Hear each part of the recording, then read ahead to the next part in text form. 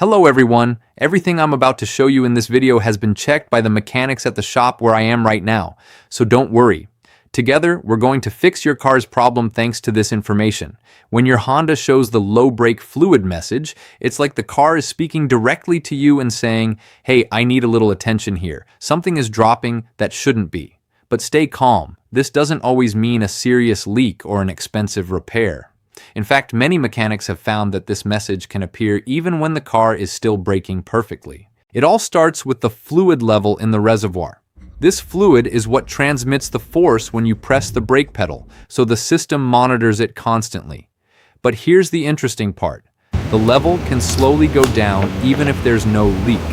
This happens because over time the brake pads wear down, and the system needs more fluid to compensate for that wear. It's like the car is using more reach to keep braking just as effectively. And because of that, many drivers see this message as an early sign that the brake pads are reaching their limit.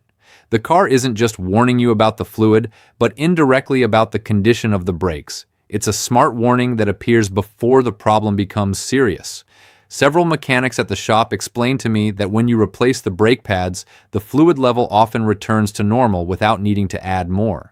But the story doesn't end there, because there can also be simpler causes. Some owners found that the fluid level was right at the minimum line, and when braking hard, the fluid moved inside the reservoir enough to trigger the sensor. Others discovered the sensor was dirty, the connector was loose, or that something had been moved during maintenance. Small things that the system detects immediately. And of course, there's also the possibility of a leak, but in many cases it's something minor, like a loose connection or normal wear on components after many years of use. That's why mechanics always recommend checking the reservoir first, inspecting the brake pads, and looking for visible signs of leaks before assuming the worst.